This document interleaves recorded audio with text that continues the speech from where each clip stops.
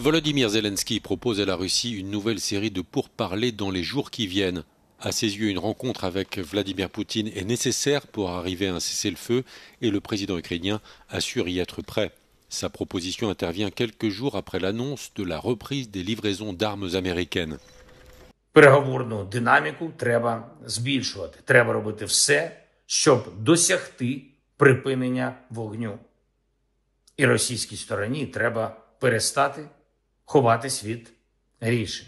І потрібна зустріч на рівні лідерів, щоб реально забезпечити мир.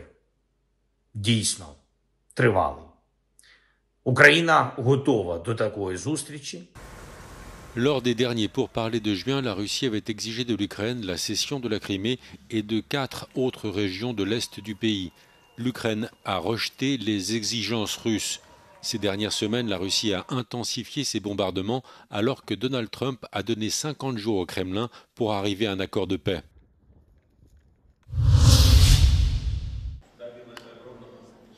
L'Azerbaïdjan va engager des poursuites internationales contre la Russie pour l'accident d'avion d'Aktau.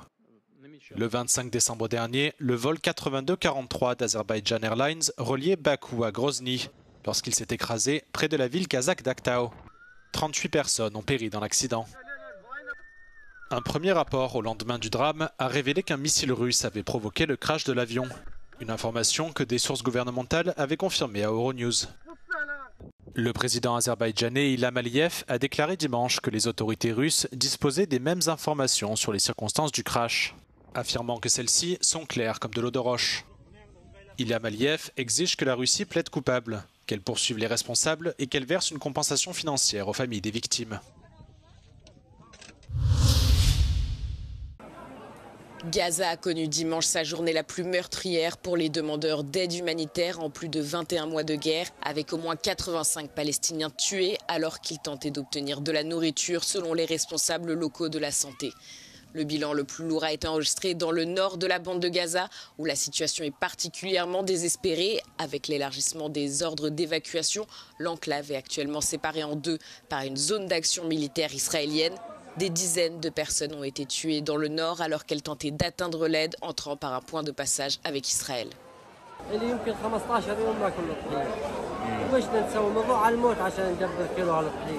ويا ريت بزبط معنا بزبط شيء معنا ولا بنجيب شيء ولا شيء بنموت وبنروح. رحت على الزكيم اول مره اروح عليه عشان اجيب لقمه العيش للطحين. فجأنا فجأة لو صارت الدبابات تطخ والجنود تطخ والكواد كابتر تطخ والطراد يطخ تحصرنا جوا. انا صوابت في ابني وفي ايدي والشباب استشهدوا قدامي والله هيك صبات الخير الله.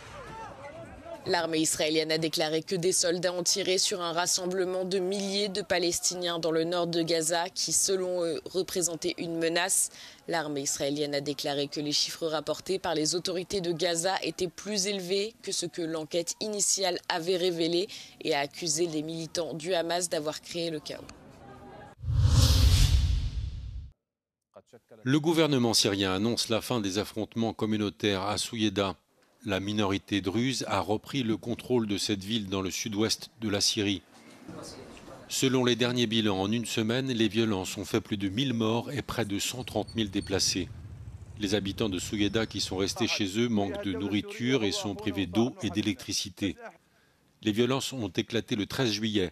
Le calme est revenu dans la nuit de samedi à dimanche, peu après l'annonce par Washington qu'un accord de cessez-le-feu avait été signé par Israël et la Syrie. Le ministère syrien de l'Intérieur assure que les Bédouins sunnites ont évacué la zone. Le secrétaire d'État américain Marco Rubio exhorte Damas à demander des comptes et traduire en justice toute personne coupable d'atrocités, y compris dans ses propres rangs. Ces violences communautaires fragilisent l'autorité du président intérimaire Ahmad al-Shareh qui est arrivé au pouvoir en décembre dernier après avoir renversé Bachar al-Assad.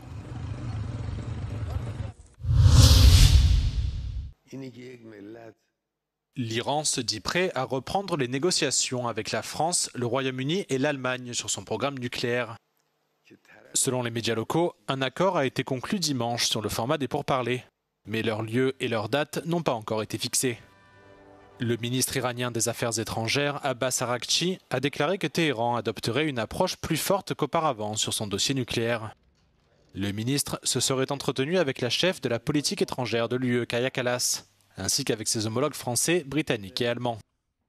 S'ils ont bien lieu, ces pourparlers pourraient ouvrir la voie à un engagement plus important entre Téhéran et l'Occident.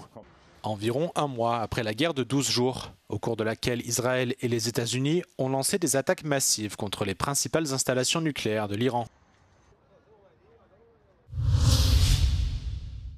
Les sauveteurs indonésiens ont annoncé lundi que 3 personnes sont mortes et plus de 560 ont été évacuées d'un ferry qui avait pris feu en mer un jour plus tôt.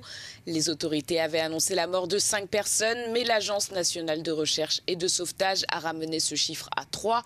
2 passagers initialement déclarés morts ont été sauvés à l'hôpital, parmi eux un bébé de 2 mois dont les poumons étaient remplis d'eau de mer.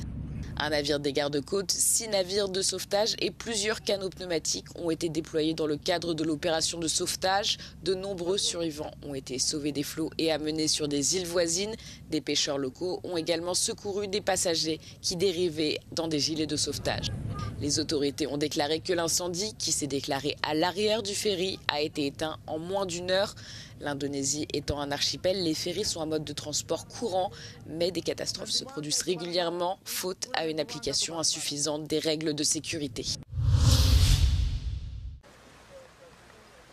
Au moins 17 personnes ont été tuées et 11 sont toujours portées disparues, après que des pluies torrentielles ont provoqué des crues soudaines et des glissements de terrain en Corée du Sud. 10 corps ont été retrouvés dans la seule ville de Sancheong, dans le sud du pays, où la montée des eaux a également causé d'importants dégâts matériels. Les autorités sud-coréennes ont annoncé dimanche que plus de 2700 personnes ont été évacuées de leur domicile, après les fortes pluies qui ont frappé la péninsule coréenne pendant 5 jours consécutifs.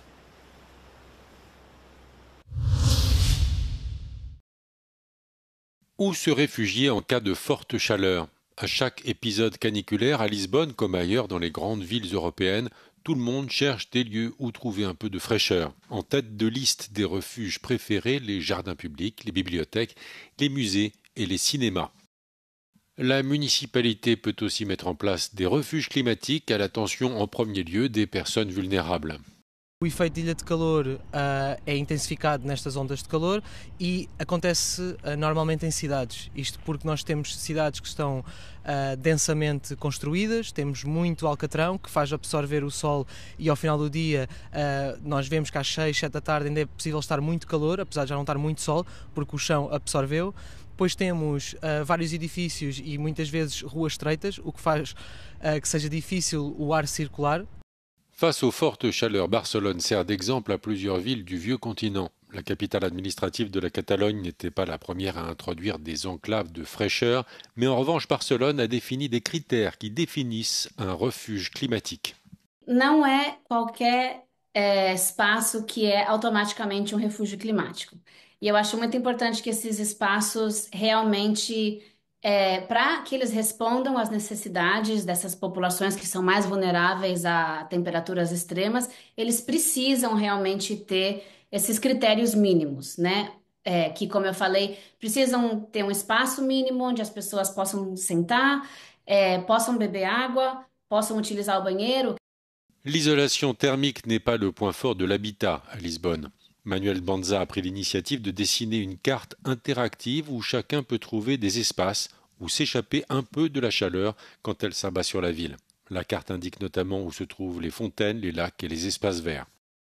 Há uma grande amplitude térmica nas casas e Lisboa é das piores cidades da Europa em termos de eficiência energética, o que significa que tanto no verão como no inverno as pessoas têm dificuldade a aquecer a sua casa ou a arrefecer a sua casa e por isso há aqui uma responsabilidade municipal e pública de nós transformarmos o espaço público num espaço que seja uma extensão das nossas casas.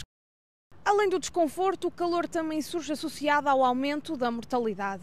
Portugal registrou 284 mortes em excesso entre 28 de junho e 3 de julho, durante o alerta de tempo quente.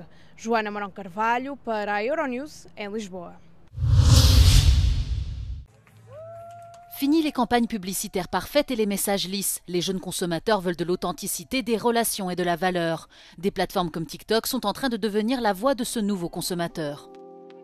Nowe pokolenie odbiorców odchodzi od wyidealizowanego świata i nie szukają one idealnych obrazów i pięknych kadrów, szukają autentyczności, szukają bliskich relacji z twórcami, ale też z markami. Les marques capables de se passer d'un perfectionnisme excessif et de s'appuyer sur le dialogue attirent plus facilement leur public. Świetnym przykładem na taką komunikację jest marka Burberry, która w klasycznych kanałach komunikacji komunikuje się w bardzo prestiżowy sposób, natomiast na TikToku wykorzystała ona m.in. aktorów z serialu The Crown i stworzyła komunikację, która oparta była o parzenie herbaty angielskiej. Le marché polonais n'est pas en reste. Des marques comme Hilak et Inglot utilisent efficacement le potentiel de TikTok en misant sur le dialogue direct avec leur public et atteignant ainsi une large audience qui va même au-delà des frontières. Cette forme de communication influence directement les habitudes de consommation. 60% użytkowników TikToka deklaruje, że dokonało zakupu usługi bądź produktu, w tym luksusowego, w oparciu o trend czy content, który zobaczyli na TikToku. Les tendances ne sont plus seulement virales, elles ont un impact direct sur les décisions d'achat, y compris dans le monde du luxe. Około 50 milionów konsumentów w 2024 roku odpłynęły, więc jest to jasny sygnał dla marek i dla biznesu, że muszą zmienić sposób komunikacji z odbiorcą, który stawia na jakość, który stawia na odpowiedzialność społeczną i chce, aby marka, którą kupuje, reprezentowała również jego wartości. Le luxe ne perd pas sa signification, il change simplement de forme. Aujourd'hui, il ne s'agit pas seulement du produit, mais aussi des valeurs que la marque représente.